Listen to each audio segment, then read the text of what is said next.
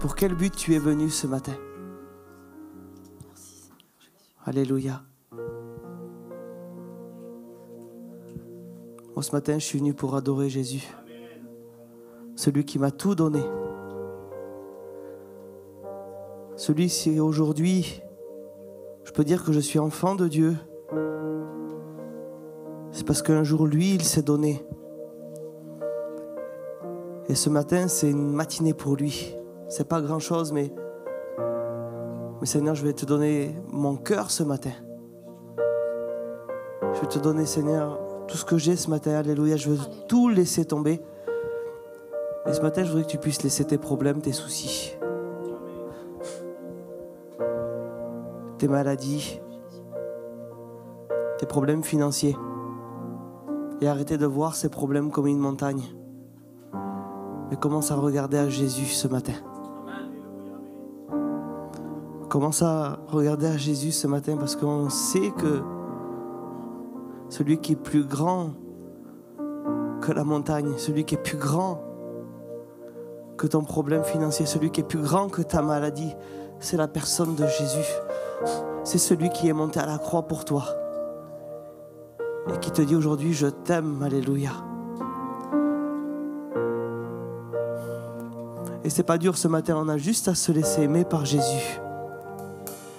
On a juste à dire, Seigneur, viens toucher ma vie. Et je déclare, Seigneur, et je sais, Seigneur, que tu es dans ce lieu, Seigneur Jésus. Parce que toi, tu vas siéger, tu sièges au milieu des louanges, Seigneur Jésus. Et nous sommes tes enfants, Seigneur Jésus. Tu prends soin de nous. Alors j'avais cette prière ce matin.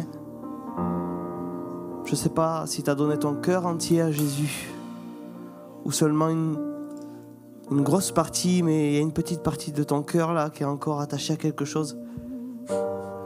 Et ma prière ce matin, c'est Seigneur, viens remplir, Seigneur, cette partie de mon cœur, Seigneur Jésus, qui a besoin de toi, qui se cache encore, Seigneur Jésus, qui est peut-être encore un peu dur, Seigneur Jésus.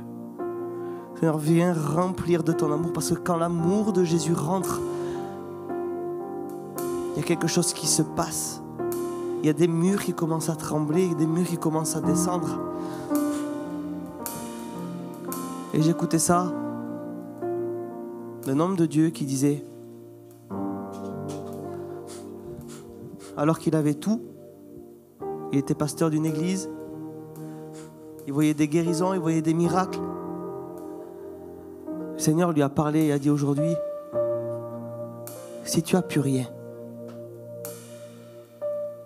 si tu n'as plus de bénédiction, si l'église et les personnes qui n'ont plus rien, si les choses que je te demande, je ne te les donne pas, est-ce que tu m'aimeras toujours de la même façon? C'est quelque chose d'extraordinaire aujourd'hui. On court derrière les bénédictions. Mais si aujourd'hui, on n'a plus de bénédiction, est-ce que tu vas aimer Jésus de la même façon que lui, il t'aime? Non pas en fonction de ce que toi, tu vas lui donner, mais en fonction de qui tu es, parce que tu es son enfant. Alléluia, tu es la personne qu'il aime le plus au monde, parce que elle est là la source de sa motivation. C'est ton cœur, alléluia. C'est cela qui l'a poussé à monter à la croix. Alléluia. Je voudrais que des frères, des sœurs puissent commencer à prier. Et commencer à réaliser et dire Seigneur, simplement je te donne mon cœur. Je veux que tu touches ma vie, des endroits de ma vie encore qui n'ont pas été transformés, des addictions, des choses encore qui me tiennent. Seigneur, je veux que tu brises maintenant par ton amour, par ton sacrifice. Alléluia, parce que déjà, Seigneur, tu as monté à la croix pour moi, Seigneur, et tu as déjà vu, Seigneur, ces choses-là. Et si tu es monté et que tu es ressuscité, c'est parce qu'un jour, je dois être libéré. Alléluia. Alors commence à élever ta voix. Commence à ouvrir ton cœur. Alléluia.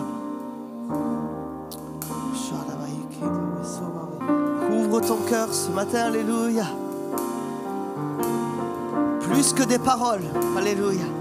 Un cœur qui a été touché, qui a été percuté par Jésus, alléluia. Oh. Déclarons que ton esprit est dans un enfant qui veut venir près du Père, alléluia. Nous allons voir la gloire de Dieu, car Jésus-Christ est là.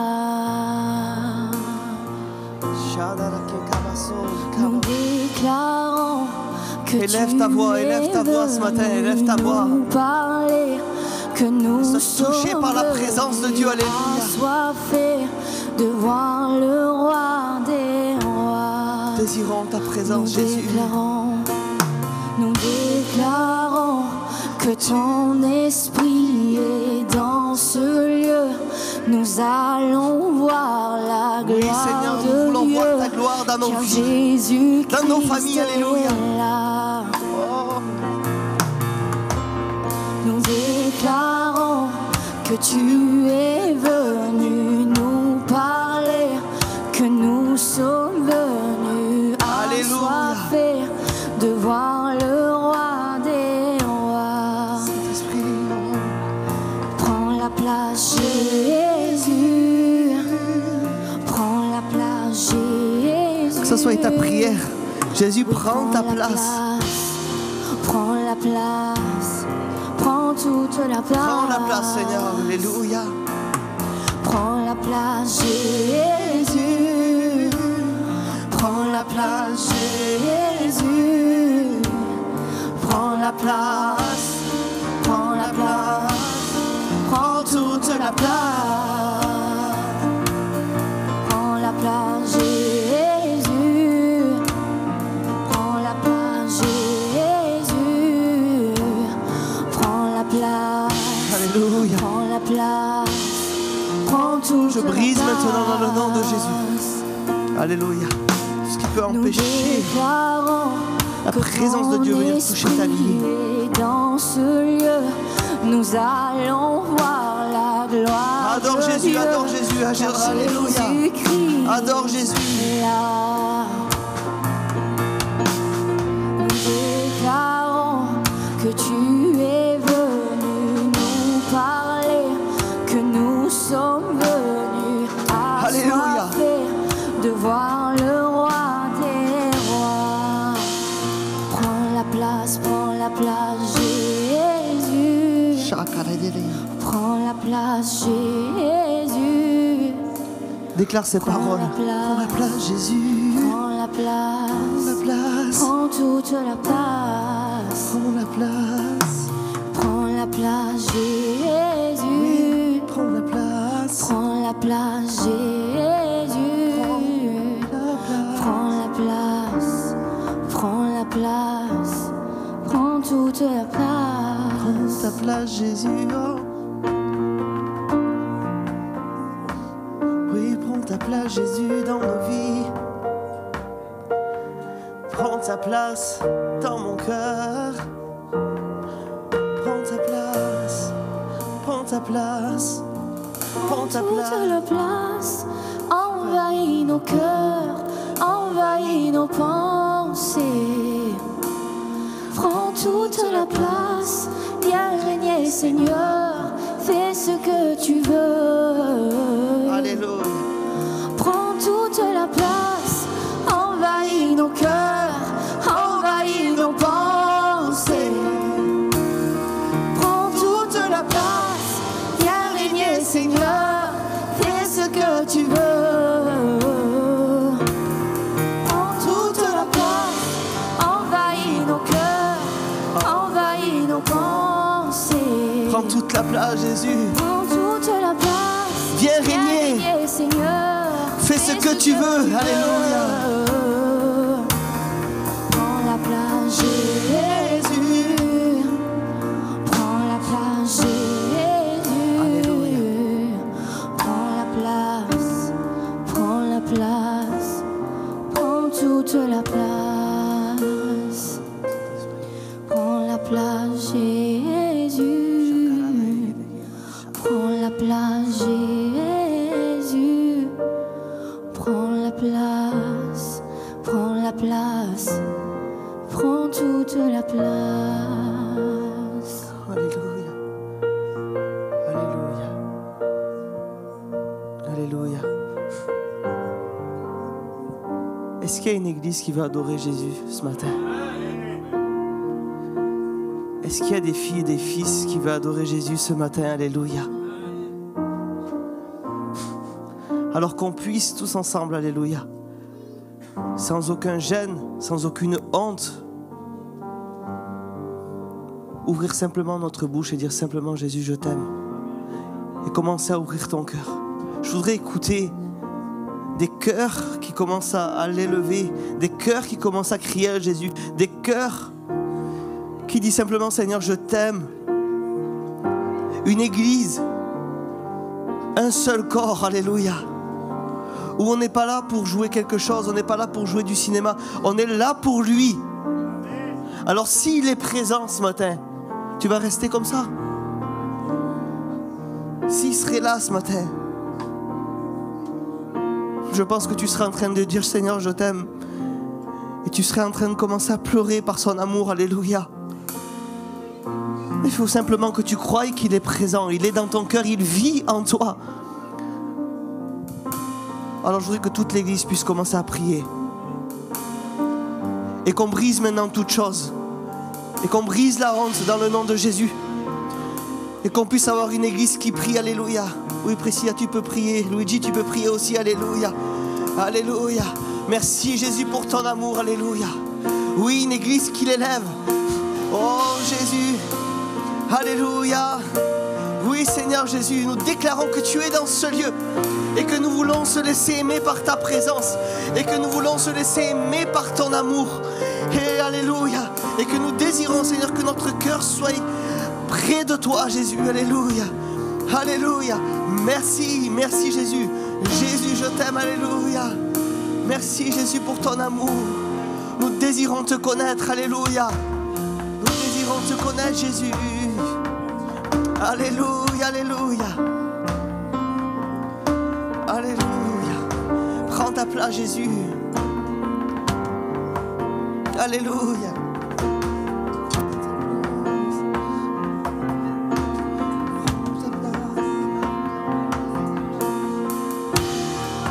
Alléluia.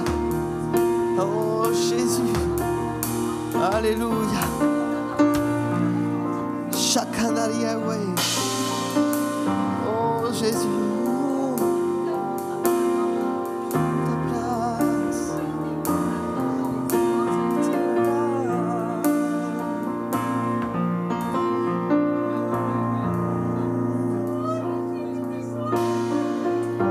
Shakaraba way.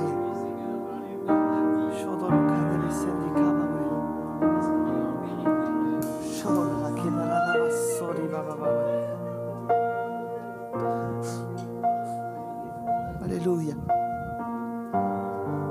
Alléluia, alléluia. Alléluia, alléluia. Alléluia. Jésus. Alléluia. Alléluia, alléluia. On va rester dans cette présence, alléluia. Alléluia. Et je demanderai à ceux qui sont baptisés par immersion de se lever. Alléluia. Alléluia.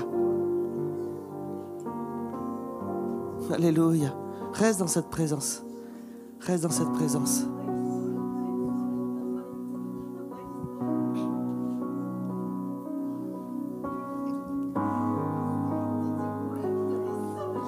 Seigneur, je me présente devant toi, Père. Oui, je te présente toutes mes louanges, toute ta grâce, Seigneur Jésus. Je veux t'élever au-dessus de tous les noms ce matin. Je veux que tu bénisses ces aliments, Seigneur. Je veux me rappeler à toi en prenant ce pain et ce vin, Seigneur Jésus. Merci parce que c'est toi qui as fait toutes choses, parce que c'est toi qui es créateur de toutes choses. Je veux te bénir, Père. Ton amour, ta puissance, Seigneur. Pour ce pain, ce vin, Seigneur, qui représente ton corps, meurtri à la croix, Père. C'est toi qui nous as donné la vie, Seigneur. Nous étions morts, mais maintenant tu nous as donné la vie. Béni soit ton nom. Amen. Alléluia. Alors je voudrais que tu puisses te rappeler et d'accepter cette victoire qui a été faite à la croix. Alléluia. Cette victoire qui a été faite à la croix par Jésus. Alléluia. Alors que lui s'est fait frapper, alors que lui s'est fait injurier, alors que lui s'est fait cracher au visage, son côté a été transpercé. Alléluia. Parce qu'il t'a vu. Et aujourd'hui tu peux dire librement, je suis enfant de Dieu. Alléluia. Je suis enfant de Dieu. Alléluia. Alléluia.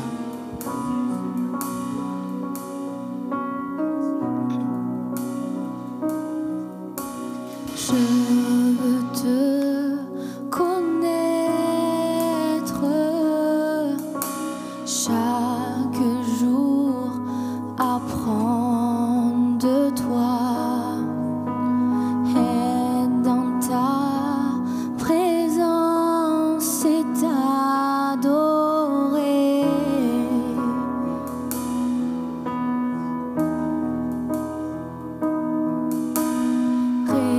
Révèle-nous ton amour, Jésus.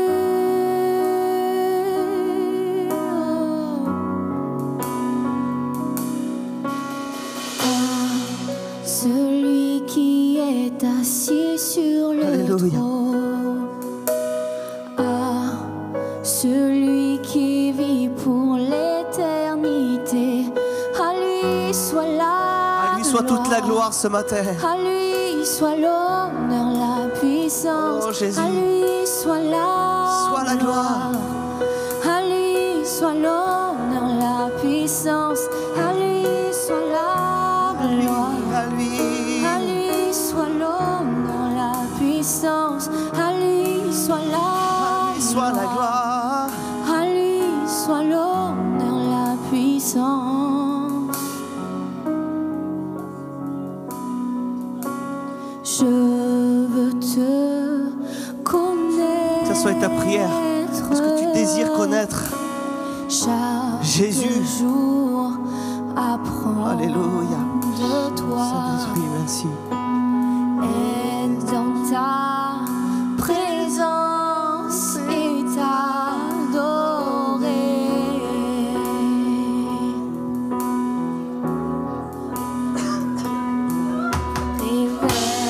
Révèle-nous ton amour, Jésus.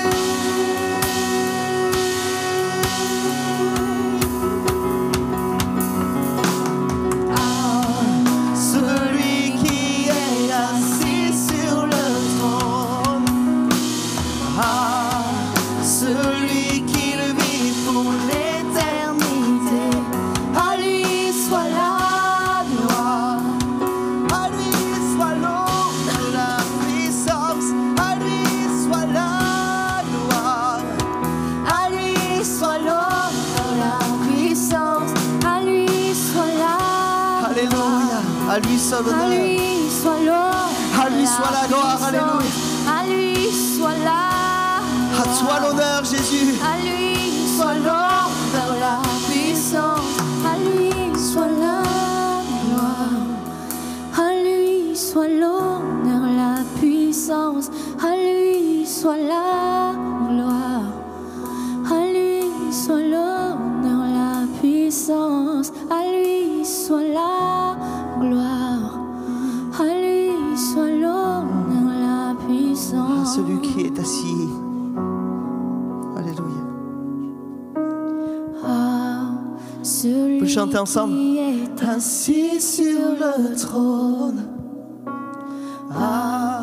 celui qui alléluia, l'éternité, à lui soit la gloire, à lui soit l'honneur, la puissance. Soit la gloire, à lui soit l'honneur, la puissance, à lui soit la gloire, à lui soit l'honneur, la puissance.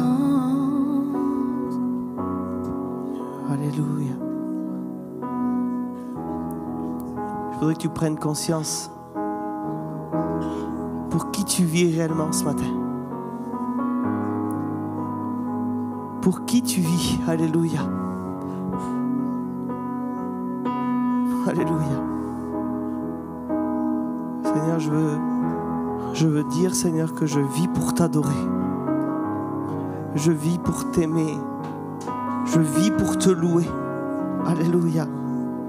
Même si des fois, Seigneur, mes actes ne le prouvent pas, Seigneur Jésus. Seigneur, mon cœur, Seigneur, est tout entier, Jésus. Et je veux dire, oui, Seigneur, pour t'adorer, je vis. Alléluia.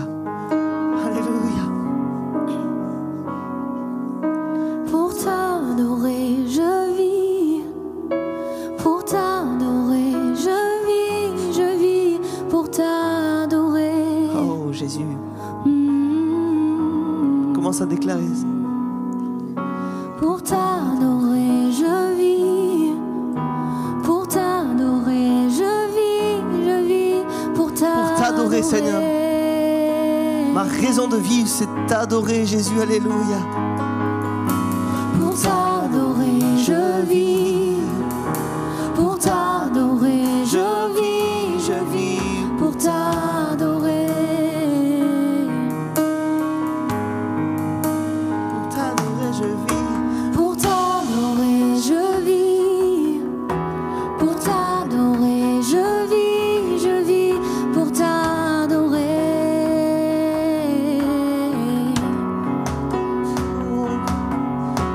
Pour t'adorer, je vis. Est-ce qu'on peut se lever tous ensemble? Pour t'adorer, je vis. Alléluia. Je voudrais qu'on puisse se prendre par la main. Prendre ton frère par la main, ta sœur. Pour t'adorer, je vis. Alléluia.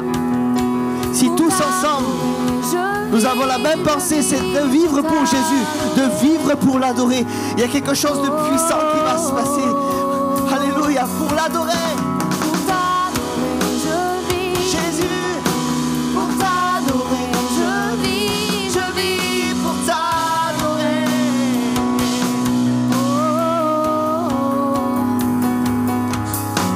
Pour t'adorer, je vis. Pour t'adorer, je vis pour t'adorer. Oh Jésus, pour t'adorer, je vis. Pour t'adorer, je vis. Pour t'adorer, je vis pour t'adorer.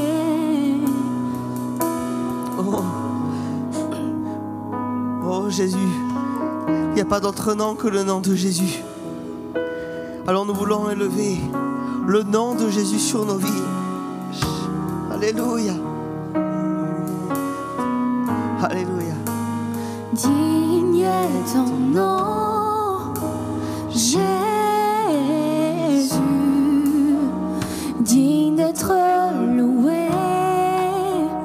Digne est ton nom. Adore-le, adore-le. Digne est ton nom, Jésus. Digne d'être loué. Digne est ton nom. Jésus. Digne est ton nom, Jésus. Digne d'être loué.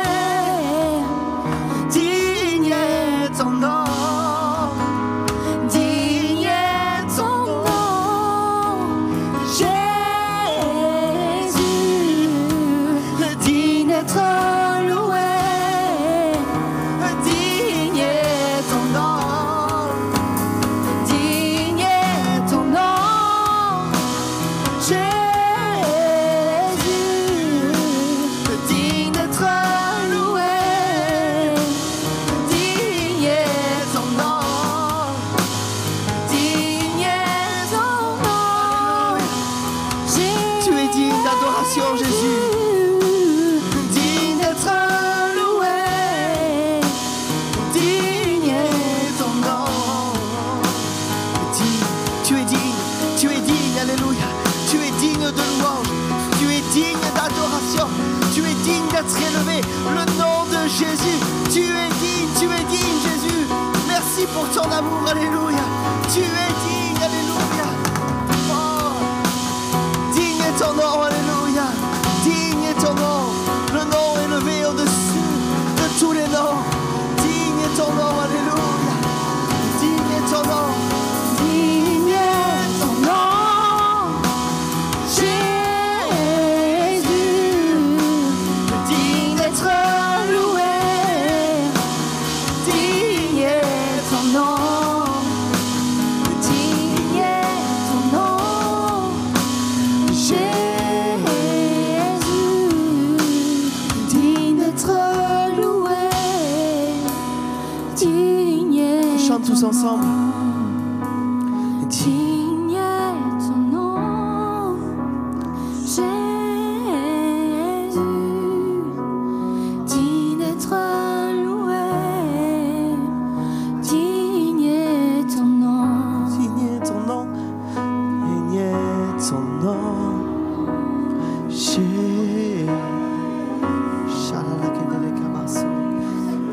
Loué.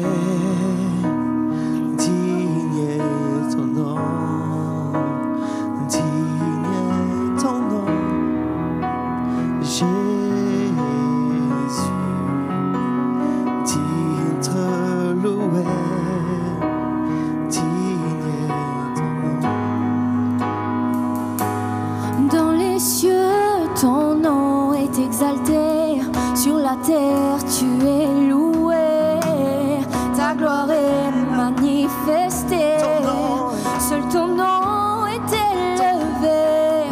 Dans les cieux ton nom est exalté, sur la terre tu es loué, ta gloire est manifestée, seul ton nom est élevé.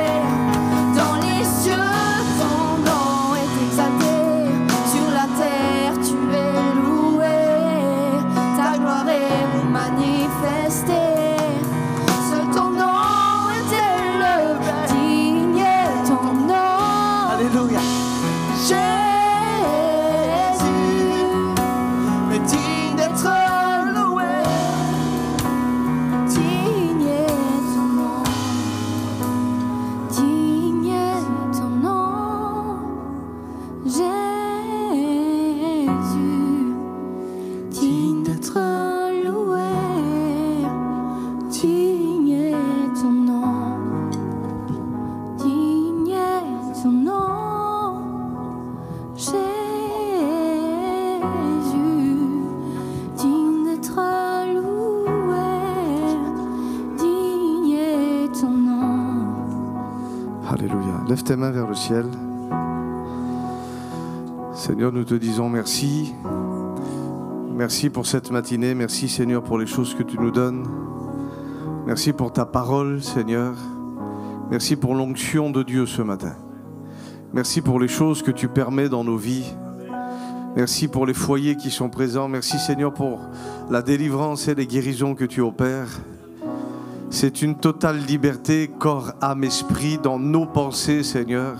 Un chemin que tu as tracé devant nous, afin de pouvoir nous donner un avenir fait d'espérance.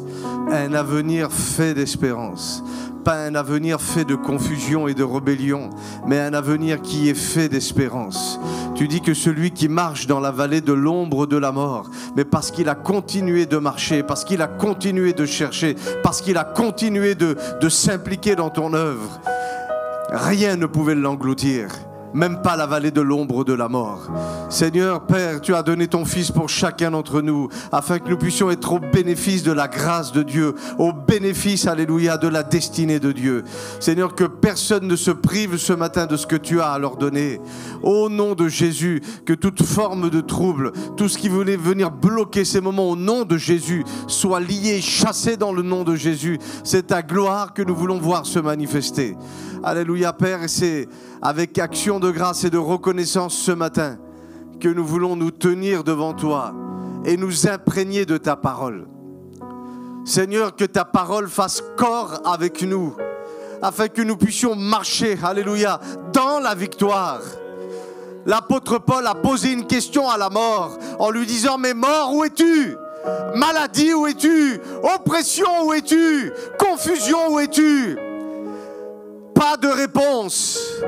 Parce que la mort, la confusion a été engloutie, amen, dans la victoire. Et c'est ce que nous voulons croire ce matin, Père, c'est que tu nous as positionnés justement dans ce chemin de victoire. Là où rien ne pourrait nous nuire, avec cette capacité de marcher sur les serpents et sur les scorpions et sur toute la puissance de l'ennemi. Seigneur, tu bénis ton Église ce matin. Les cieux sont ouverts et nous voulons le réaliser, nous voulons le comprendre et nous voulons continuer, Père, de marcher à ciel ouvert. Alléluia, dans le nom de Jésus. Dans le nom de Jésus. On acclame le Seigneur, vous pouvez prendre place.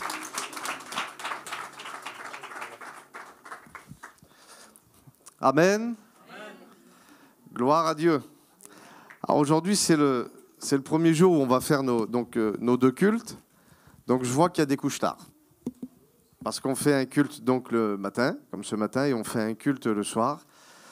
Et l'idée, c'est de pouvoir faire grandir cette église et puis aussi de se mettre à la portée de celles et ceux qui travaillent ou qui parfois ont des obligations et qui ne peuvent pas forcément venir donc, le dimanche matin. Vous savez que le dimanche matin, c'est une institution d'hommes. Ce n'est pas forcément une institution biblique.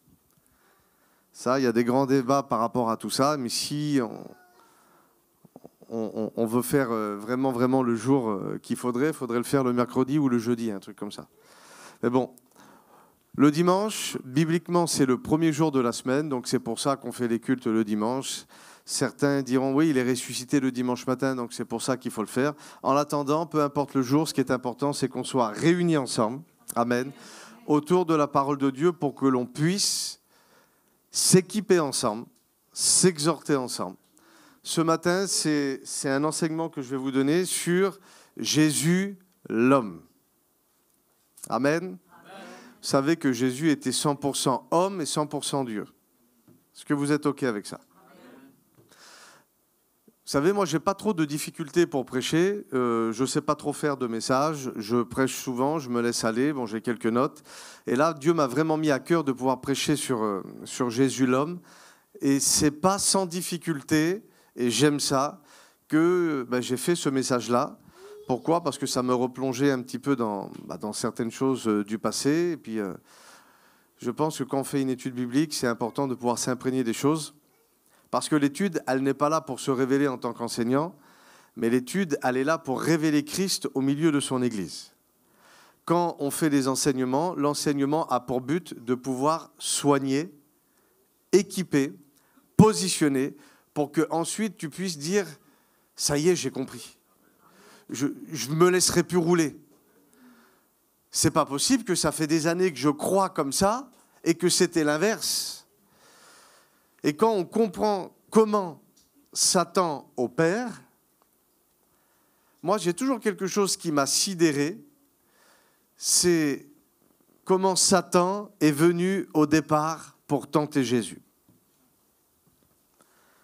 Alors certains, voilà, moi je pense que c'est dans son parcours, dans les choses que le diable a mis devant Jésus, il a eu toutes les tentations humaines, mais il vient... La Bible dit, il le positionne en haut du temple, et c'est quand même assez particulier de vouloir tenter un chrétien dans une église. De vouloir venir tenter Jésus dans le temple de Jérusalem. Et par quoi il le tente? Il ne va pas le tenter par toutes sortes d'impuretés. Bouteille de Jack Daniels, un peu de cocaïne.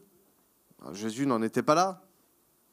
Mais il vient le tenter pour essayer de le paralyser dans ce qu'il doit manifester.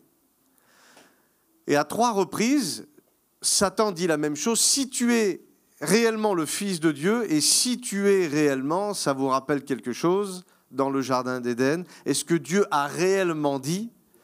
Mais il faut savoir qu'il vient de se passer quelque chose, c'est que Jésus venait de se baptiser, et Dieu avait parlé en disant « Voici mon Fils ». Donc oui, Dieu venait de le dire. Et Satan vient vers Jésus, si tu es le Fils. Il vient le faire douter dans son identité, mais par rapport à ses croyances scripturaires. Et c'est pour ça que on ne devrait pas dire « Moi, je ne suis pas un enseignant, moi, je ne suis pas un pasteur, moi, ci, moi, là. » Si tu ne connais pas les Écritures, tu es un futur mort. Si tu ne connais pas ce que Dieu dit de toi à travers la parole de Dieu, eh bien, il ne faut pas se plaindre qu'il y aura des carences, qu'il y aura des problématiques. La Bible, aujourd'hui, nous sommes quand même dans un temps qui est privilégié, parce que ce n'est pas tout le monde qui a pu avoir la Bible comme nous, on les possède aujourd'hui. On a tellement de versions, on ne sait plus lesquelles prendre. C'est important de considérer le privilège que nous avons de pouvoir être enseignés, de pouvoir avoir des Bibles et de pouvoir avoir aussi tellement d'outils qui vont nous expliquer comment fonctionne la Bible et les principes bibliques. Il le positionne en haut du temple et il dit « Si tu es réellement le Fils de Dieu, il est écrit à ton sujet. » Et j'aimerais vous poser cette question. Est-ce que vous savez ce qui est écrit à votre sujet ? Moi, j'ai souvent entendu des personnes dire « j'y arriverai pas, je ne peux pas, je ne sais pas ».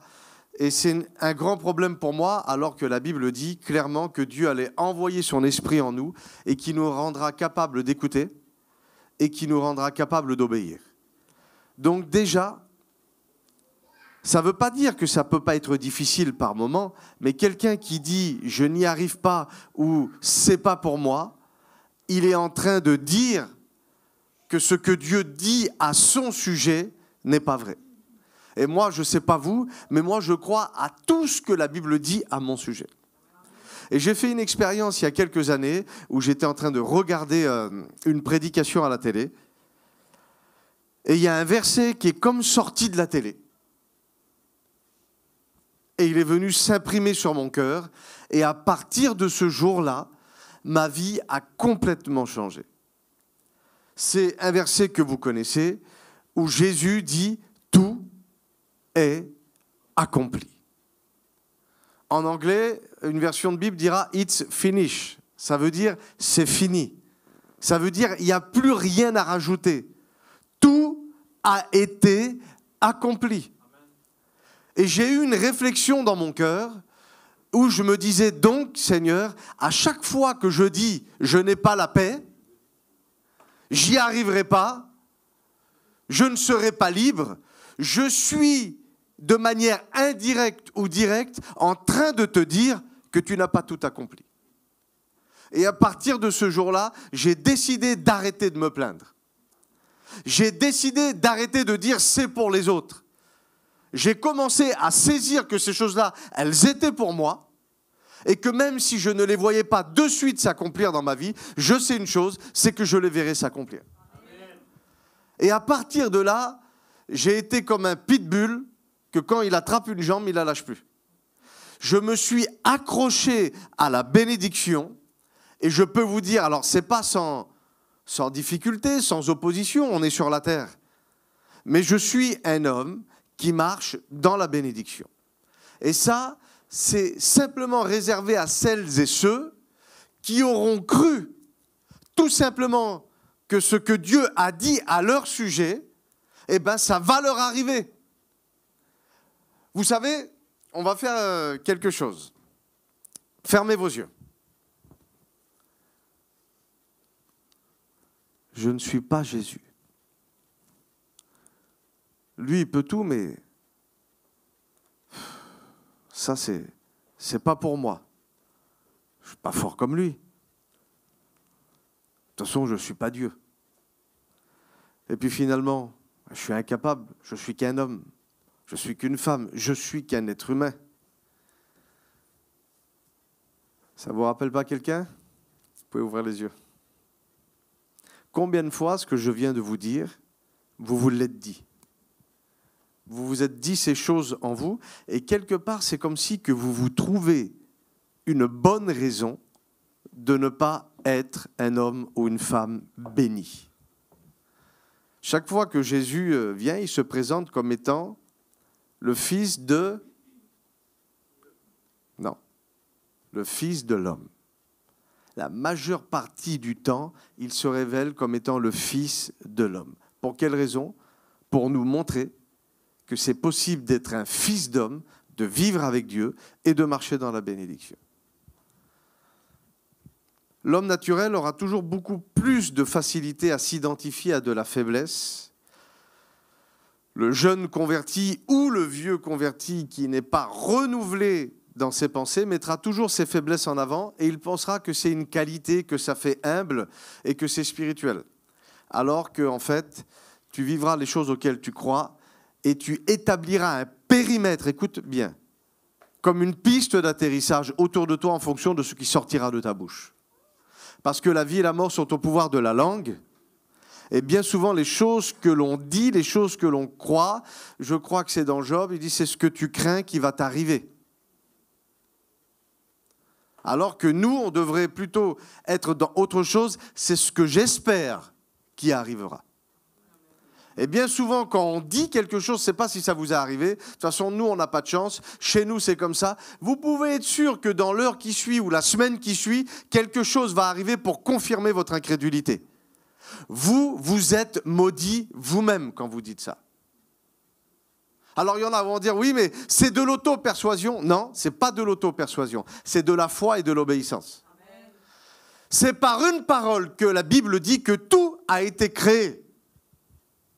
Quand vous prenez la Bible au tout départ, il est question, la Bible dit, du Saint-Esprit qui tourne, qui est en mouvement au-dessus de la terre, au-dessus des eaux. Et qu'est-ce qui se passe? Rien. Pourtant, le Saint-Esprit est là, la matière qui doit être changée et évoluée, elle est là, mais il ne se passe rien.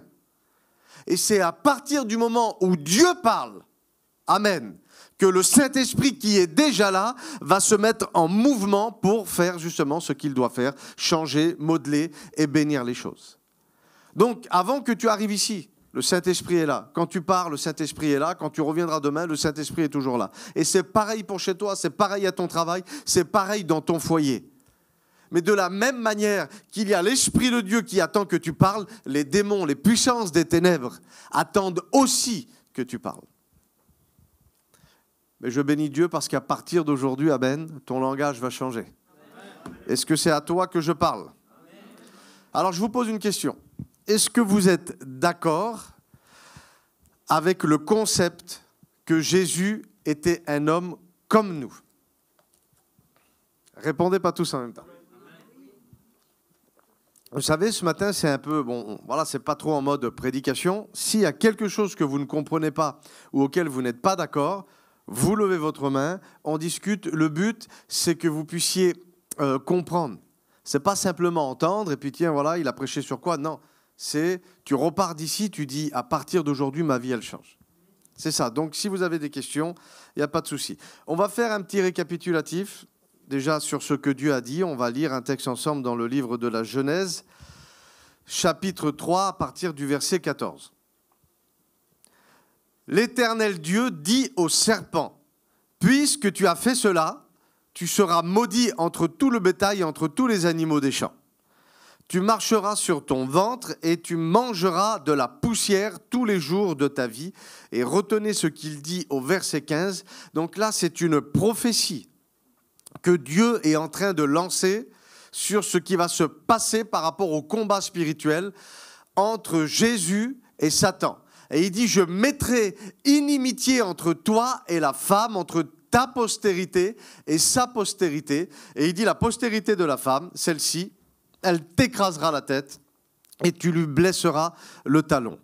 Donc là, c'est vraiment une prophétie qui concerne Jésus sur sa venue sur terre, sur ce qu'il va accomplir en tant qu'homme et qui se manifestera à la croix et qui prendra tout son sens et son accomplissement à la résurrection. Donc, là, il est véritablement question pour Jésus d'une dimension homme. Né d'une femme, c'est pas un ange. Né d'une femme, c'est un homme. C'est un être humain. Vous êtes OK avec ça? Maintenant, on va voir ce que Moïse a prophétisé de la part de Dieu. En Deutéronome chapitre 18, à partir du verset 17, Moïse est en train d'écrire donc les 5 premiers livres de la Bible. Et dans un de ces 5 livres, il écrit ceci, il dit « L'Éternel me dit, ce qu'ils ont dit est bien. Et il dit, je leur susciterai du milieu de leurs frères, et là c'est une prophétie sur Jésus, un prophète comme moi. Un prophète n'est pas un ange, un prophète n'est pas un esprit, un prophète est un homme, un être humain. Je leur susciterai du milieu de leurs frères un prophète comme toi. Et il dit, je mettrai mes paroles dans sa bouche et il leur dira tout ce que je leur commanderai. Verset 19, et si quelqu'un n'écoute pas mes paroles qu'il dira en mon nom, on parle de Jésus, il dit, c'est moi qui leur demanderai des comptes. Donc Moïse était en train de prophétiser sur la venue d'un prophète, sur la venue d'un homme, donc sur la venue de Jésus et sur l'autorité que Jésus manifestera en tant qu'homme de Dieu et pas en tant que Dieu. Ok. Maintenant, on va regarder ce qu'il est écrit dans le psaume 45 à partir du verset 3 et ce qu'ont prophétisé les fils de Corée. Il dit, tu es le plus beau des fils de Dieu. Non. Tu es le plus beau des fils des anges. Non. Il dit, tu es le plus beau des fils de l'homme, un être humain. Et il dit, et la grâce est répandue sur tes lèvres, c'est pourquoi Dieu t'a béni pour toujours. Vaillant guerrier, mais on parle d'un homme là. Ceins ton épée, ta parure et ta gloire. Oui, ta gloire, alléluia. Sois vainqueur, monte sur ton char, défends la vérité, la douceur et la justice, et que ta droite se signale par de merveilleux exploits. C'est une prophétie concernant la venue de Jésus sur terre en tant qu'homme. C'était des prophéties, des psaumes, des exhortations, des cantiques qu'on pouvait donner à l'époque sur la dimension de la gloire qui allait reposer, alléluia, sur cet homme qu'on appelle Jésus et sur la mission qu'il devait accomplir. Et là, on voit ce que l'apôtre Paul écrit en Philippiens, chapitre 2, à partir du verset 6. Il parle de Jésus, regardez ce qu'il dit. Il possédait depuis toujours la condition divine. Donc oui, c'était le commencement. Et Jésus, avant qu'il se manifeste en tant qu'homme, il est ce qu'on appelle la parole, qui vient de Dieu et qui est elle-même Dieu. D'accord ? Mais il dit ceci, il n'a pas voulu demeurer à l'égal de Dieu. C'est une implication personnelle que la divinité a prise pour pouvoir justement s'identifier à nous qui sommes des êtres humains. Il dit au contraire, il a renoncé lui-même, ça veut dire qu'on ne l'a pas forcé, il a renoncé lui-même à tout ce qu'il avait et il a pris la condition de serviteur. Il est devenu un être humain parmi les êtres humains. Je recommence. Il est devenu un être humain, amen, parmi les êtres humains. Et il a été reconnu comme un homme. Donc, on peut, avec les quelques versets que je vous ai dit, il pourrait y en avoir d'autres, affirmer sans ambiguïté que Jésus était bel et bien un homme, un être humain et un homme. Et je vous dis tout ça parce que le problème qu'on peut avoir beaucoup de fois dans l'Église, c'est de ne pas regarder Jésus comment Dieu l'a positionné sur la terre pour que l'on puisse être à son bénéfice. Parce que, il faut dire la vérité, moi je ne suis pas Jésus, moi je ne suis pas Dieu, on ne devrait plus dire des choses comme ça parce qu'on n'est pas en mesure de savoir les répercussions spirituelles qu'il peut y avoir dans notre vie. Parce que justement, Dieu a fait venir Jésus sur la terre en tant qu'homme pour que nous puissions nous identifier à lui. À la base, ce qu'il faut savoir, c'est que Dieu a créé les êtres humains, les hommes et les femmes sur la terre pour qu'ils puissent vivre avec lui dans la victoire et dans la domination. Et quand on regarde le foyer d'Adam, que ce soit Adam ou que ce soit Ève, les deux, pas que Adam et pas que Ève. Les deux ont leur part de responsabilité sur le problème qui est venu sur la terre. Mais je bénis le nom de Jésus parce que quand Jésus est venu, justement, il est venu récupérer ce qui avait été perdu par Adam et Ève. Et il est venu le récupérer il l'a arraché aux mains de Satan, il l'a pris à la croix, ça veut dire qu'il est venu valider cette affaire, et à la résurrection, il nous a rendus, nous, à toute personne née de nouveau, capable de revivre avec Dieu, amen, comme il était au commencement, et de remarcher, amen, dans la victoire et dans la domination. Est-ce que, en quelques mots, vous pouvez, dans vos cœurs, définir quelle était véritablement la mission de Jésus sur la terre ? Premièrement, c'était de venir régler de manière définitive le problème du péché.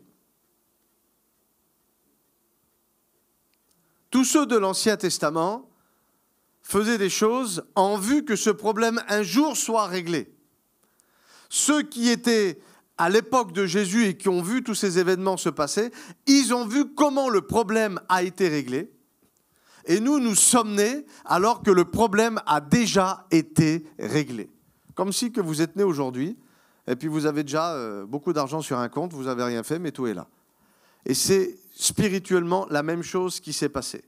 Qu'est-ce que Jésus est venu faire comme mission sur terre ? Il est venu apporter un nouveau gouvernement, le gouvernement de Dieu sur la terre, ce qu'on appelle donc le royaume de Dieu, et il est venu remettre Satan à sa place. Jésus n'est pas venu sur terre pour vaincre Satan pour lui-même, puisque dans le ciel, il l'avait déjà vaincu pour lui-même, il l'avait déjà jeté dehors.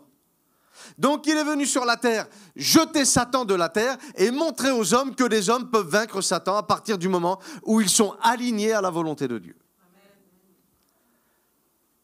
Repositionner aussi l'être humain à sa place initiale, et c'est dans la présence de Dieu.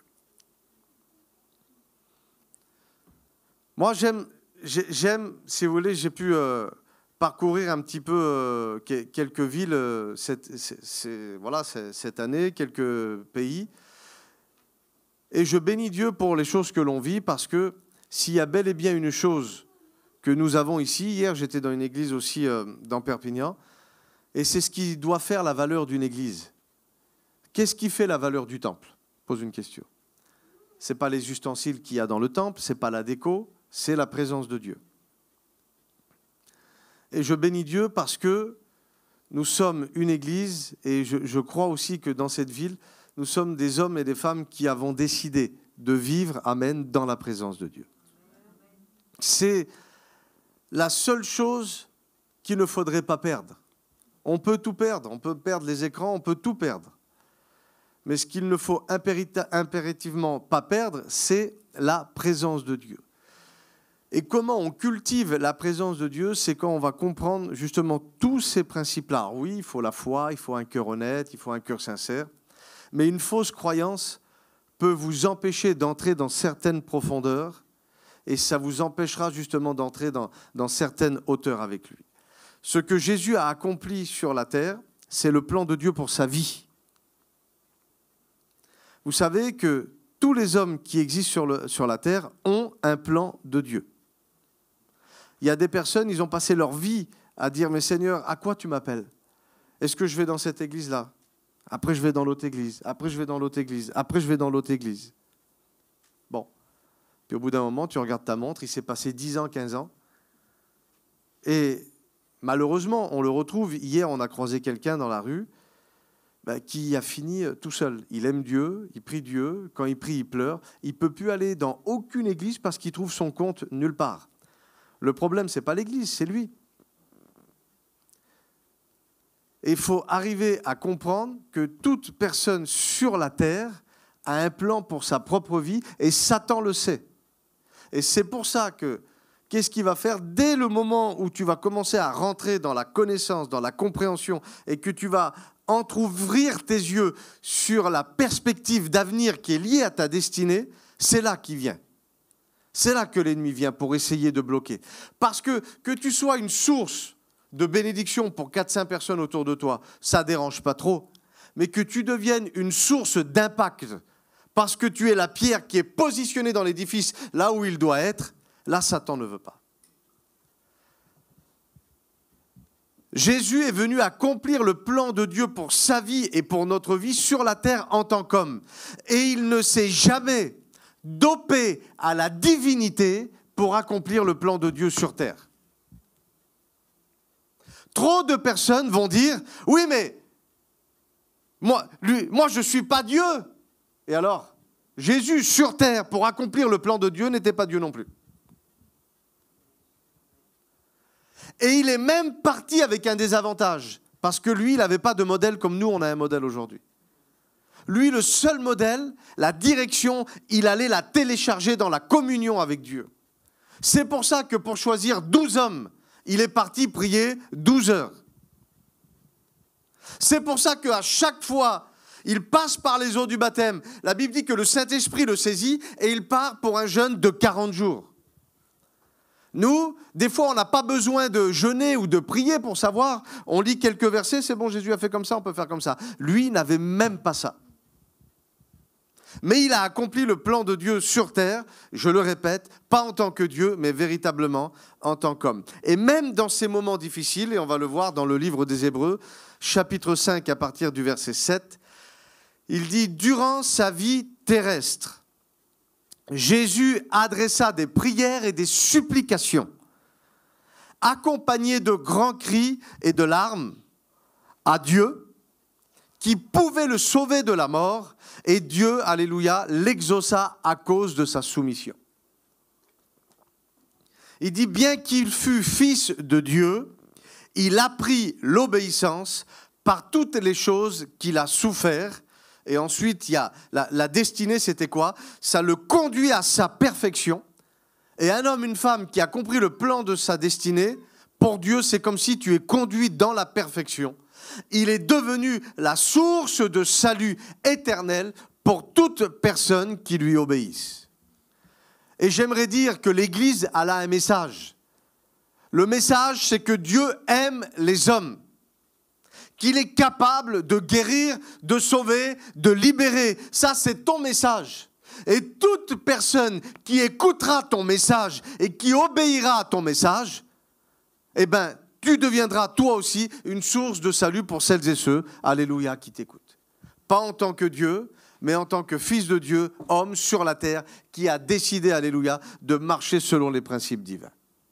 Amen. On est ensemble ? Romains chapitre 8 et verset 29, il dit « Nous savons que toute chose contribue ou concourt au bien de ceux et celles qui aiment Dieu et qui sont appelés selon son projet. » Tout le monde est appelé. Est-ce que vous êtes d'accord avec ça? La Bible dit qu'il y a beaucoup d'appelés mais peu d'élus. Et en fait, pour être élu, il faut être candidat.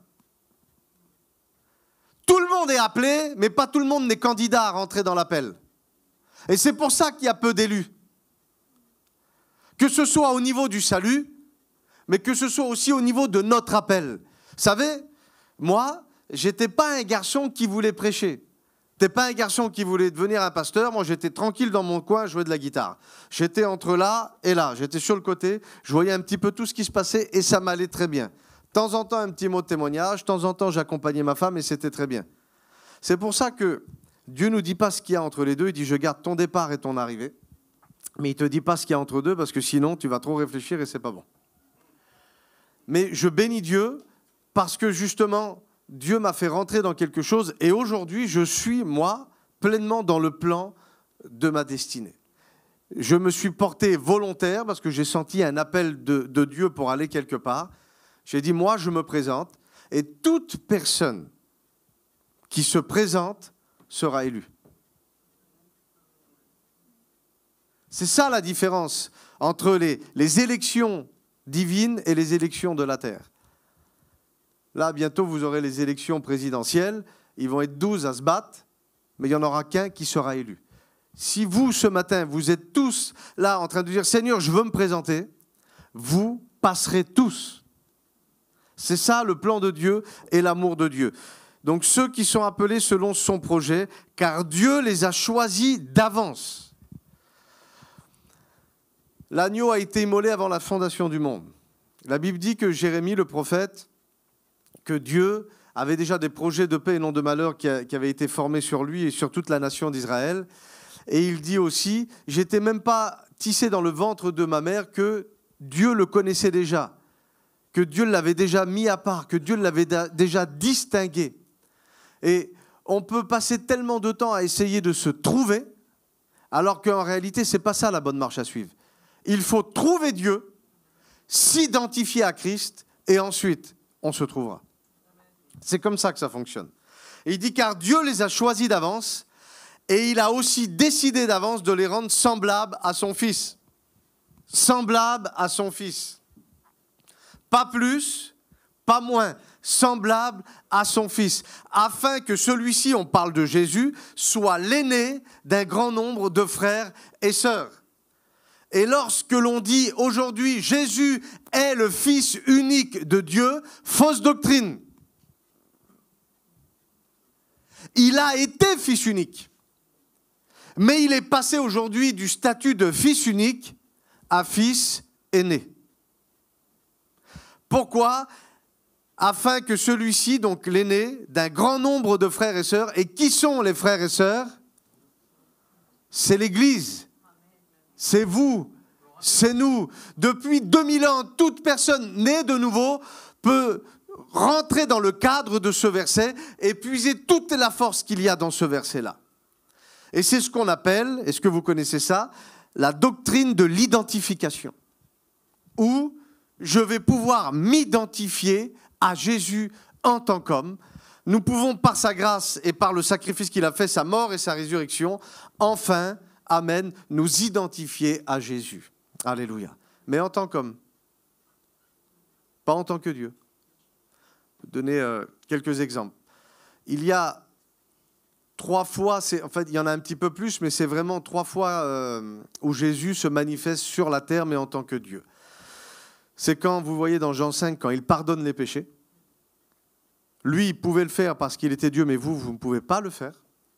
Vous pouvez prêcher que Jésus, vous pouvez témoigner, vous pouvez dire que Jésus pardonne les péchés, mais vous ne pouvez pas pardonner les péchés. Quand il se laisse adorer dans Jean 9, personnes sont venues se prosterner devant lui, ils ont commencé à l'adorer. Et quand Jésus les laisse faire, il ne les laisse pas faire dans son humanité, il le laisse faire dans sa divinité. D'accord ? Et quand il dit aux pharisiens, « Avant qu'Abraham fût, moi je suis ». Et quand il dit « je suis », c'est très prophétique. Parce que les Hébreux ne disaient pas Dieu pour dire Dieu, mais pour dire Dieu, ils disaient le grand je suis. Donc là, à ce moment-là, il se proclame comme étant Dieu. Mais on ne va pas aller là-bas, on va revenir sur le Jésus homme. Et qui dit homme dit les sens. Parce qu'un être humain fonctionne avec les 5 sens. C'est quoi les sens ?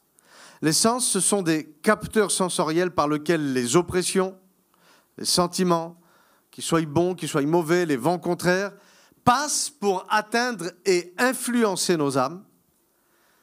Mais la Bible dit que le monde gît sous la puissance du malin. Donc ça veut dire que toutes les puissances des ténèbres vont essayer de passer par tes 5 sens pour essayer de toucher ton âme, pour te rendre captif aux puissances des ténèbres et te faire tomber ou retomber dans ce qu'on appelle le péché. Et il y a une grande vérité à savoir, c'est que les gens auront toujours beaucoup plus de facilité à s'identifier à ce Jésus homme, mais dans ses combats et ses difficultés plutôt qu'à dans ses victoires. Par exemple, il est né d'une femme comme nous, il a eu besoin, il a eu faim, on dit toutes ces choses-là. Il fut adolescent, il a eu les problèmes de jeunesse, il a fallu qu'il travaille, il a transpiré, il fatiguait, il dormait, il pleurait, il était ému, il était troublé, il fut triste, il fut en colère. Et bien souvent, moi j'entends des gens qui disent « Jésus a passé tout ça et il te comprend, c'est une réalité. » Mais Jésus a dominé sur tout ça. Il y a une différence, écoutez bien, entre ressentir de la tristesse, verser une larme et être triste. Il y a une différence en être surpris par la peur et être comme ça, et être quelqu'un qui est toujours dans l'angoisse et avoir peur. Il y a une différence quand on est énervé sur une situation pour quelque chose et d'être une personne qu'on fuit parce que tu es colérique. À cause des sens, Jésus a tout vécu, mais il s'est fait dominer par rien du tout. Du jour de sa naissance jusqu'au jour de sa mort, il a dominé en tout, sur tout et pour tout. Et si lui, il l'a fait, ça veut dire que c'est possible. Ça ne t'empêchera pas parfois de mettre des genoux à terre, mais par contre, Christ en nous nous rend capable de nous relever, d'ensuite prendre une leçon de ce qui s'est passé et de discerner pour demain, pour enjamber le problème et pas tomber dedans encore à nouveau. Et ça, c'est important de le comprendre, c'est que toute épreuve est quelque chose qui est surmontable. Est-ce que vous êtes d'accord avec ça ? Jean chapitre 14, verset 12. Vous connaissez tous ça, mais soyez honnêtes, est-ce que vous le vivez ? Parce qu'il y a des gens qui aspirent à vivre ces choses, mais à un moment donné, excusez-moi, il faut arrêter d'aspirer, il faut vivre. Vraiment, je vous l'assure, c'est Jésus qui parle. Celui qui croit fermement en moi accomplira lui-même les œuvres que je fais. Et là, il n'est pas question ben voilà, j'ai surmonté la tristesse, j'ai entendu une mauvaise nouvelle, alors j'ai fermé mes oreilles. Non, on parle de quelque chose qui a une dimension supérieure. Il dit, il fera même les choses plus grandes. Ah, ça c'est autre chose, hein.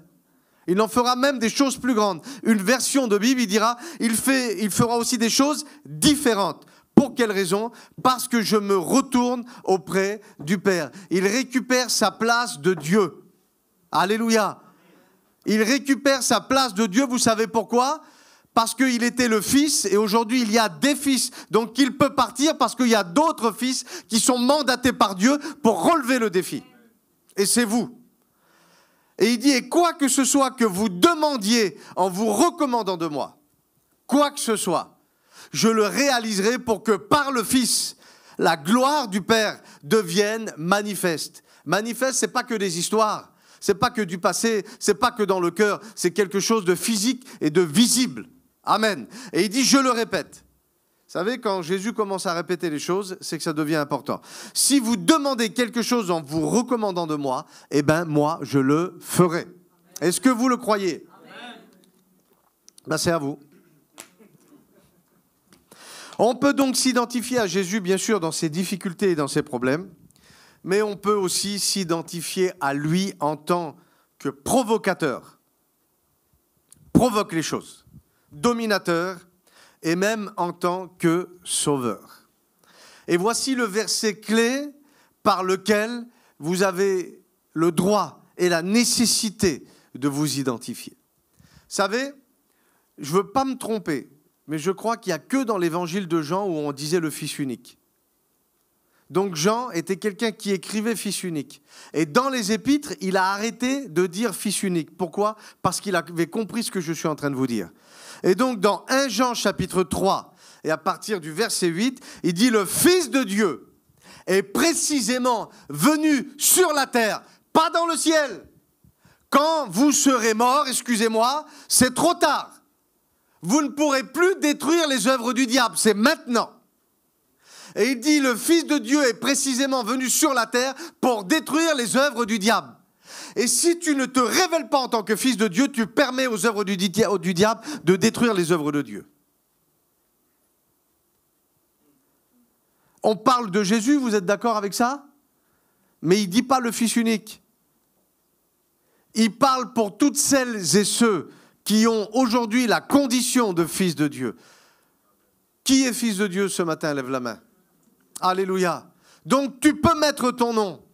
Je suis précisément, par la grâce de Dieu, venu sur la terre à cause de ma nouvelle naissance pour détruire, alléluia, les œuvres du diable. Que ce soit en témoignant, en prêchant, en exerçant un ministère, en donnant à manger à des gens qui n'ont pas ce qu'il faut, en chassant les démons ou en guérissant les malades, je suis mandaté, alléluia, pour détruire les œuvres du diable.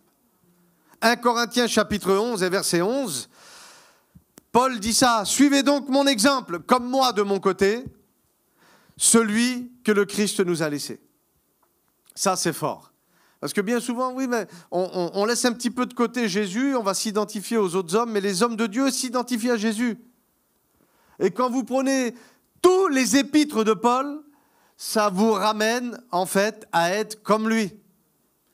Il y a des milliers d'encres qu'on a gâchées. Les Bibles qu'on a écrites il y a 500 ans, elles n'existent plus, elles ont été à la poubelle, elles ont été brûlées, elles ont pris l'eau, elles ont pris le vent. Pour arriver à faire comprendre à l'être humain que ce que Dieu veut, c'est que tu sois semblable à Jésus. Obéissance, foi et courage, c'est tout. Et ensuite, le Saint-Esprit fera ce qu'il sait faire de mieux. Il t'équipera, il t'aimera et il sera avec toi tous les jours de ta vie, d'aujourd'hui jusqu'à dans l'éternité. Alléluia. Alors on va voir ensemble 5 raisons pour lesquelles je n'arrive pas à m'identifier à Jésus homme. Il y en a certainement plus, mais j'en ai relevé 5. Tu peux mettre la première raison ? C'est quand on adhère ou quand on est pris par la doctrine de la dévalorisation ou de la pauvreté. Et je ne parle pas de finances, parce qu'avant que ça touche les finances, c'est venu toucher le cœur et l'âme. Quand vous savez ces gens-là que vous allez voir et que... Alors je vais essayer de le faire bien parce que je veux viser personne. Tu dis « ça va mon frère ?» Et dès que tu lui dis « ça va », il se courbe, il se met comme ça, puis il dit « par la grâce de Dieu, ça va ». C'est un gros problème. C'est un gros problème. Allez dire ça à Charles Talingano. Tu lui dis « ça va », il te dit « si ça va ». Il est assis sur le trône. Ce qui est à lui et à moi, bah bien sûr que ça va.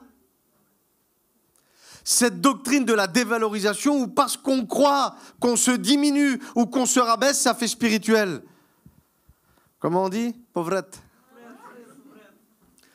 Quand on dit « moi, je ne suis pas Jésus », et lorsque l'on croit, et ça, faire attention parce que tes croyances vont déterminer ce que tu vis, tes croyances vont déterminer aussi ce que ton âme va vivre ou pas. Quand on croit que dans les derniers temps, ça va être de plus en plus dur, de plus en plus difficile, parce que si, parce que là, pour les gens du monde, oui. Pour les hommes et les femmes qui ne sont pas renouvelés, oui. Mais quelqu'un qui a compris qu'il est aimé de Dieu, qui a la grâce de Dieu qui réside en lui, que par la louange, comme Paul et Silas, il est capable d'ébranler les prisons et de faire en sorte que toutes les personnes qui sont captives sortent aussi de leur prison. Moi, je ne sais pas, mais si demain je suis condamné à mort, qu'est-ce que l'apôtre Pierre fait ? Il dort. Demain, tu es condamné à mort et tu dors, oui. Parce que je me couche, je m'endors en paix, parce qu'il y a quelqu'un qui veille sur ma sécurité. Même que je marche dans la vallée de l'ombre de la mort, mon âme soupire après toi, comme une biche soupire auprès des courants d'eau. Pourquoi ? Parce que je n'ai rien besoin d'autre que ça. Et là, on rentre véritablement dans l'évangile. Ces gens-là qui sont comme ça, ils ne vivent pas l'évangile. Ils vivent quelque chose, certainement, mais qui ne doit pas être terrible. Ce n'est pas l'évangile. Ce n'est pas l'évangile. Et quand on croit aussi que parce qu'on n'est pas un pasteur, on n'est rien. Parce qu'on croit que quand on n'est pas un pasteur, eh bien, on ne pourra pas vivre certaines choses. Les plus grands réveils n'ont pas été amenés par des pasteurs. Ils ont été structurés par des pasteurs. Mais ils n'ont pas été amenés par des pasteurs. Ils ont été amenés par des hommes et des femmes qui avaient le fardeau des âmes, la compassion, qui vivaient dans l'obéissance, qui n'avaient pas peur du diable et qui ont obéi à Dieu. Voilà. On casse justement cette doctrine de la dévalorisation et de la pauvreté. Et c'était prophétique. C'est pour ça que quand Jésus, il sort du baptême, il va remporter sa victoire sur Satan. Première fois qu'il rentre dans une synagogue, il est en train de lire le rouleau d'Ésaïe. Et il dit quelque chose, je suis venu annoncer une bonne nouvelle. À qui ? Allez les lecteurs, aux pauvres. Pour casser cette doctrine de la pauvreté, que ce soit émotionnel, que ce soit physique dans ta conscience ou spirituelle, Jésus n'est pas pauvre. Il s'est fait pauvre afin qu'on puisse être enrichi. Alléluia. Qu'on puisse comprendre que nous sommes des chrétiens vaillants, heureux et qui marchent dans la domination et dans la victoire. Alléluia. Alléluia. Amen. Deuxième chose, pourquoi on n'arriverait pas à nous identifier en tant que Jésus homme ? C'est lorsque l'on confond, tu peux mettre le point numéro 2, l'homme qui manifeste les dons spirituels, bon la virgule elle n'est pas au bon endroit, c'est pas grave, l'homme Ça, c'est de ma faute. Lorsque l'on confond l'homme qui manifeste les dons spirituels et Dieu, c'est deux choses différentes. D'accord? Parce que le problème, écoutez bien, on a trop divinisé l'humanité de Jésus. On a trop divinisé l'humanité de Jésus. Ou des fois on dit, oui, mais c'est normal, c'était Dieu, c'est le Fils de Dieu, lui, il pouvait. Non, on divinise l'humanité de Jésus. Par exemple, ouais, quand il passe devant Zachée, ben c'est Dieu, c'est pour ça qu'il lui dit, comment il s'appelle, non? C'est un homme spirituel qui manifeste une parole de connaissance. Ça veut dire que toi aussi, tu peux marcher dans la rue, Dieu te donne le prénom de quelqu'un, et vous vous rappelez la dernière fois quand ça m'est arrivé ici, que j'ai donné le nom d'une personne et comme ça, je ne suis pas Dieu, mais un homme qui marche avec Dieu et qui manifeste un don spirituel. Par exemple, c'est normal, les lépreux, il ne fallait pas toucher les lépreux, non, qu'est-ce qu'il a dit aux apôtres et aux disciples? Il dit, vous chasserez les démons, vous purifierez les lépreux. Donc ça, ce sont des hommes qui marchent avec les dons de guérison et pas Dieu. D'accord? Donc toutes ces choses-là, vous pouvez le faire. Ne dites pas que c'était réservé pour Jésus, c'est réservé aussi pour vous. Ah mais attends, quand il est dans la barque et qu'il menace la tempête, nous on était à Paris, on fait la marche pour Jésus, commence à pleuvoir, la grosse tempête, et je l'ai vu de mes propres yeux. Il y a une cinquantaine de personnes, ils se sont mis à genoux, ils ont commencé à intercéder. 15 minutes après, la pluie avait totalement disparu, mais que sur le cortège. Dans Paris, il pleuvait encore, sur le cortège, il ne pleuvait plus. S'identifier à Christ pour vivre Christ. Donc, ce n'est pas en tant que Dieu. La même chose. Des fois, on dit, oui, mais tu as vu Jésus à l'époque, il faisait ça, les démons, ils partaient. Déjà, on n'était pas dans les mêmes époques. Il n'y avait pas forcément toujours les mêmes cas. Mais moi, je peux vous dire, avec le nombre de cas qu'on a fait, eh ben, nous aussi, l'Église, on peut chasser les démons et avoir supériorité sur la puissance des ténèbres. Alléluia. Alléluia. Troisième raison pour laquelle je n'arriverai pas à m'identifier à Jésus homme, et c'est très subtil. C'est lorsque l'on s'identifie souvent à des personnages bibliques, alors qu'il faudrait vraiment s'identifier à Jésus. Vous savez, c'est même quelque part un petit peu la faute des prédicateurs. Alors, dans l'évangélisation, oui, il faudrait prendre des personnages bibliques pour que la personne qui n'est pas née de nouveau, qui n'est pas chrétienne, puisse s'identifier à Zachée, à un lépreux, à Bartimée, et qu'ensuite, on dise, voilà, il y a un homme qui s'appelle Jésus, il est capable de faire quelque chose sur toi. Il est capable d'exercer une autorité. Il est capable de te bénir, je suis d'accord. Mais une fois qu'on est né de nouveau, on devrait arrêter de s'identifier à ces hommes-là, parce que ces hommes-là, entre-temps, ils ont rencontré Jésus, et eux-mêmes se sont identifiés à Christ. Et c'est pour ça que quelque part, indirectement, inconsciemment, on laisse l'Église dans de fausses croyances. Parce que moi, je ne vais pas m'identifier toute ma vie à Bartimée. Je n'ai pas envie qu'on me dise toute ma vie, crie à Jésus, et les pas de Jésus vont s'arrêter sur ta vie, et tu verras, il va te redonner la vue. Et oui, ça y est, ça fait 15 ans qu'il m'a redonné la vue. Je ne dois plus être un Bartimée devant un Jésus. Je suis moi aujourd'hui un fils de Dieu, un Jésus qui doit venir devant un Bartimée. Et c'est plus à moi de dire fais quelque chose, c'est à moi d'aller vers eux et de dire qu'est-ce que tu veux que je fasse. C'est comme ça. Et inconsciemment, si on s'identifie toujours au personnage biblique, tu ne t'identifies pas dans la victoire. La victoire, elle a un nom. Elle s'appelle Jésus. Alléluia. Tu n'es plus une Samaritaine. Tu n'es plus un lépreux. Tu n'es plus un Zachée.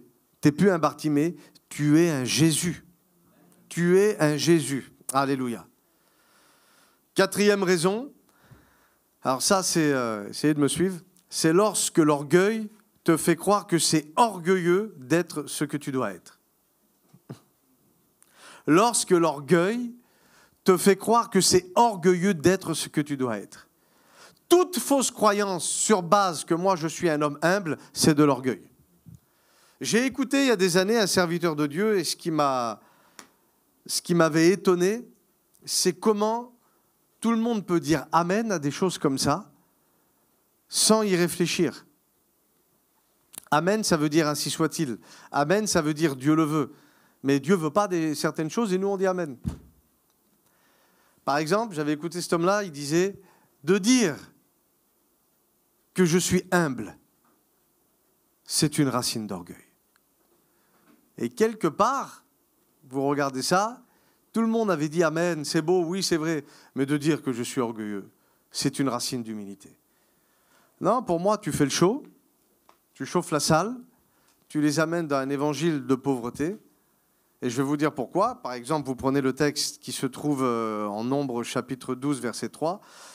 C'est Moïse qui écrit le livre des Nombres, hein. Ce n'est pas un autre, c'est Moïse. Et il dit « Or, Moïse était un homme très humble, et aucun être humain sur la terre avait son humilité. » Est-ce que vous croyez que Moïse, quand il écrit ça, il est orgueilleux? Pas orgueilleux, il dit simplement la vérité. Et des fois, on a du mal à mettre nos valeurs, nos qualités en avant, parce qu'on a peur ou parce que l'on croit qu'on va être pris pour des orgueilleux alors que tu as simplement dit la vérité. Et d'expliquer aux gens que toi, aujourd'hui, tu es un homme bien dans tel et dans tel domaine, ne doit pas te faire croire que tu es un orgueilleux. Non, tu deviens une source d'inspiration pour celui qui voudrait être comme toi. Bien sûr. Mais il dit quand même la vérité. Moi, par exemple, je sais qu'il y a des réunions. Tu viens vers moi, je sais comment ça va se passer. J'ai un problème, tu vas être libéré. Ah, t'es orgueilleux, tu vas être libéré, ça fait 10 ans. Oui, tu vas être libéré. Oui, parce que je le sais. Et le résultat prouvera que c'était la vérité. Voilà. Il y a un moment donné, on ne peut pas éternellement se cacher, parce que quelque part, c'est comme une fierté charnelle, et c'est ce qu'on appelle de l'orgueil. Cinquième et dernière chose, c'est lorsqu'on a un manque de foi dans les Écritures. Et un manque de foi dans les Écritures, en fait, c'est bien souvent quand on ne les lit pas assez, ou quand on lit et on a juste soulagé notre conscience. Ah, j'ai lu tout l'évangile de Matthieu hier. Et alors? C'est beau, hein? Ouais, alors? Ça fait longtemps que je n'avais pas lu. Hein. Tu ne te rappelles plus de rien. Ça ne sert à rien de lire l'évangile de Matthieu. Lis le chapitre 1, essaye de comprendre. D'accord? 2 Timothée chapitre 3, verset 16, il dit « Toute écriture est inspirée de Dieu, utile pour enseigner, pour convaincre, pour corriger, pour nous instruire dans la justice, et voici la raison, afin que l'homme de Dieu, l'Église, soit accompli et propre à de bonnes œuvres. » Donc, l'objectif des révélations scripturaires, c'est de faire de nous des hommes et des femmes de Dieu accomplis. Quelqu'un sur lequel les gens du dehors peuvent poser leur regard et de dire, là-bas, il y a une solution. Ce qui est important, c'est, je le dis souvent, mais essayez de retenir ça, c'est ce qui est écrit à votre sujet doit être beaucoup plus vrai que ce que vous ressentez. Ce qui est écrit à votre sujet doit être beaucoup plus vrai que ce que vous pouvez entendre parfois. Et ce qui est écrit à votre sujet doit être beaucoup plus vrai que ce que vous voyez. S'il dit « tu es une victorieuse » et que devant toi c'est un dégât, c'est pas grave, je marcherai dans la victoire. Que la lumière fût et la lumière, que la lumière soit et la lumière fut. On ne sait pas combien de temps il s'est passé, mais on sait qu'il s'est passé quelque chose. Tu peux venir ? Je vais vous lire quelques versets pour que vous puissiez vous imprégner de ces versets-là. Il dit « Je suis un enfant de Dieu ». Et ça, il parle pour vous. Il faut que dans les situations, quand les choses, vous n'arrivez pas à vous identifier, vous puissiez vous repasser ces choses-là. Je suis un enfant de Dieu. Je suis ami de Christ. J'ai été justifié. Je suis attaché au Seigneur et je suis un seul esprit avec lui. Il dit, j'ai été racheté à un grand prix et j'appartiens à Dieu. Je suis membre du corps de Christ. Je suis saint. Je suis mis à part pour Dieu, alléluia, et j'ai été adopté comme un enfant. J'ai directement accès auprès de Dieu par son Saint-Esprit. Alléluia. Il dit, j'ai été racheté et j'ai été pardonné de tous mes péchés et j'ai tout pleinement en Christ. Alléluia. Est-ce que vous croyez à ça? J'ai tout pleinement en Christ. Il dit, je suis à jamais libéré de toute condamnation. Et j'ai l'assurance que toute chose coopère, toute chose concourt au bien de ceux qui aiment Dieu. Est-ce qu'il y a des gens qui aiment Dieu ce matin? Alléluia. Je suis libéré de toutes les charges qui pesaient contre moi et qui me condamnaient. Je ne peux pas être séparé de l'amour de Dieu. Alléluia. J'ai été établi, j'ai été oint, j'ai été scellé par Dieu. Je suis persuadé que Dieu qui a commencé en moi une bonne œuvre la poursuivra jusqu'à son achèvement. Vous voyez pas tout ce que Jésus, tout ce que les apôtres ont écrit à leur sujet, à votre sujet, en tant qu'homme, je peux m'identifier à ça et marcher pleinement dans la victoire. À chaque fois que les oppositions viennent, tu n'es pas aimé de Dieu. Oui, mais je vis avec lui. Oui, mais t'as vu comment c'est compliqué? Je suis son temple. Oui, mais là-bas t'as vu? Oui, mais j'ai été scellé avec lui. Je suis citoyen des cieux. Je suis caché avec Christ en Dieu. Donc ténèbres, tu peux pas venir me chercher. Je suis caché en Christ, en Dieu, en Christ, en Dieu. Je n'ai pas reçu un esprit de timidité. Oui, mais c'est difficile, peut-être, mais voilà l'esprit que tu as reçu. Un esprit de force, un esprit d'amour, un esprit de sagesse. Et je peux obtenir, alléluia, grâce et miséricorde quand j'en ai besoin. Quand j'en ai besoin. Je suis né de Dieu et le malin ne peut pas me toucher. Oui, mais pourtant, oui, c'est ce que tu ressens, mais voilà ce qu'il est écrit. Oui, mais j'entends, oui, c'est ce que tu entends, mais voilà ce qui est écrit. Je suis le sel de la terre et je suis la lumière du monde. Alléluia. Je suis un serment du vrai cep. Et la vie qui coule en lui, elle coule en moi. Ça veut dire que le sang de Jésus est un sang que même quand je dors, peut parler. Parce que la Bible dit que le sang a une voix. Et que la vie est dans le sang. Et le sang de la vie de Jésus parle plus fort que toute hauteur et que toute domination. J'ai été choisi et établi par Dieu afin de pouvoir porter du fruit. Je suis un témoin personnel. Je ne suis pas en second plan. Je ne suis pas sur le banc des remplaçants. Je ne suis pas dans les vestiaires. Je décide ce matin d'être titulaire, alléluia, pour l'œuvre de Dieu. Je suis un témoin personnel du Christ qui a reçu la puissance, alléluia, du Saint-Esprit. Je suis le temple de Dieu et je suis là pour accomplir une fonction, un ministère de réconciliation pour Dieu. Je suis coéquipier de Dieu et je suis assis avec Christ déjà dans le royaume céleste. Alléluia. Est-ce qu'on peut se lever ensemble? J'aimerais que tu puisses fermer tes yeux et que tu puisses véritablement casser peut-être cette fausse croyance qui te faisait croire que les choses que les hommes de Dieu ont vécues, tu ne pourrais pas les vivre. C'est faux. Si la Bible nous dit que tu peux t'identifier à Jésus, donc tu peux faire comme tous ces hommes et toutes ces femmes de Dieu, choses qu'ils ont accomplies sur la terre. Il y a une belle œuvre, et cette œuvre s'appelle l'Église. Cette œuvre s'appelle l'Église. N'a pas dit que ça allait être toujours facile, mais rappelle-toi, ce qui est impossible aux hommes, ce qui est impossible à ton pasteur, ce qui est impossible à ta famille, ce qui pourrait même être impossible selon tes qualités, tes compétences et tes connaissances, c'est possible à Dieu. Christ en nous, l'espérance de la gloire. Et le mot gloire en hébreu veut dire réception. L'espérance que tu vas recevoir, alléluia, quelque chose. Mais ce n'est pas quelque chose dans les temps à venir. Parce que ce n'est pas compliqué de guérir un malade dans le ciel. Il n'y a pas de maladie. Ce n'est pas compliqué de guérir émotionnellement dans le ciel. Parce que nous serons dans la contemplation. Ce n'est pas compliqué de chasser l'opposition et les démons dans le ciel. Parce qu'il n'y en a pas.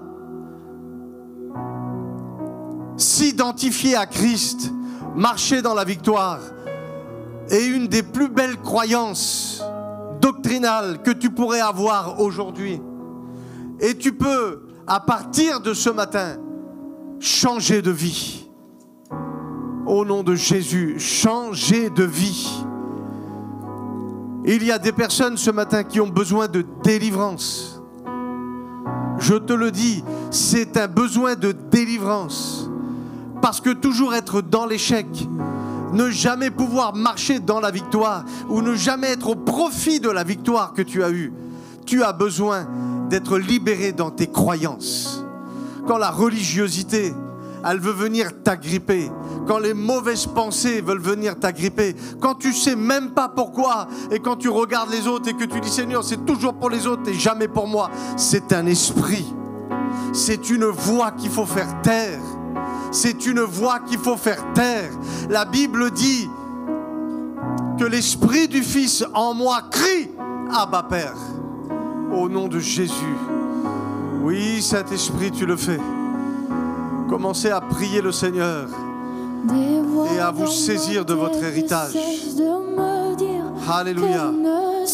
Au nom de Jésus. Je sens l'onction ce matin arriver sur quelqu'un.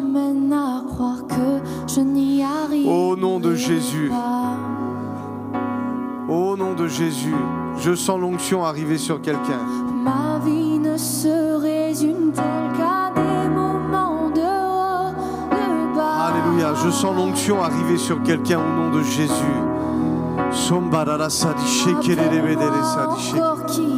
Au nom de Jésus. Au nom de Jésus, au nom de Jésus, au nom de Jésus, là où les ténèbres avaient fait leur œuvre, à partir de maintenant, c'est Jésus qui fait son œuvre. Alléluia.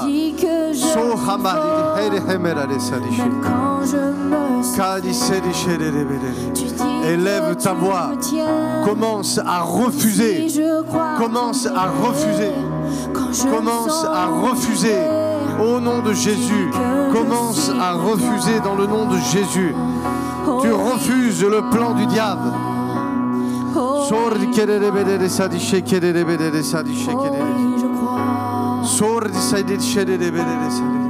Au nom de Jésus, j'aimerais que celles et ceux qui parlent en langue commencent à se libérer en esprit.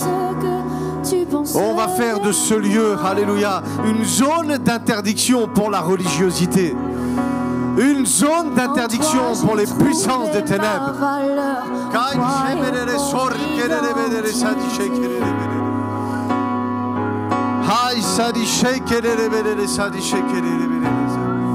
Des paroles de connaissance, alléluia, pour ton Église, Seigneur. Le discernement des esprits, alléluia, pour ton Église, Seigneur. Tu dis que tu m'aimes. Le don de foi pour ton Église.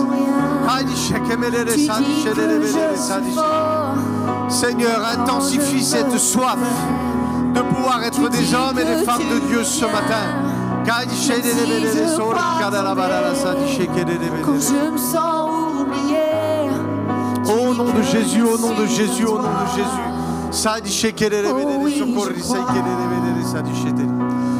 Au nom de Jésus, dans le nom de Jésus, dans le nom de Jésus. Oui, Saint-Esprit, tu le fais. Élevez vos voix, réclamez ce qui est à vous.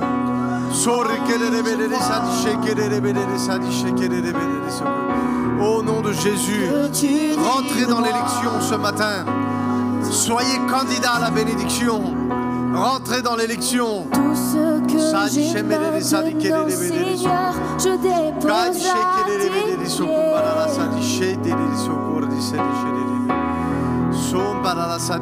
à toi soient toutes mes échecs. Au nom de Jésus, au nom de Jésus, priez Jésus.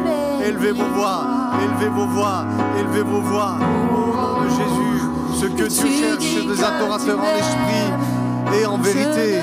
Que la sacrificature, que l'intercession soit manifestée. Il a fait de nous un royaume de sacrificateurs, un royaume d'intercesseurs. S'il n'y a pas d'intercession, la bénédiction n'arrivera pas dans votre vie.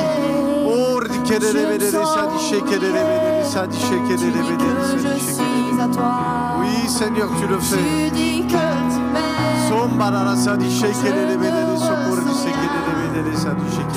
que je suis fort. Alléluia, au nom nom de Jésus. Quand je me sens Oui, Saint-Esprit, tu le fais.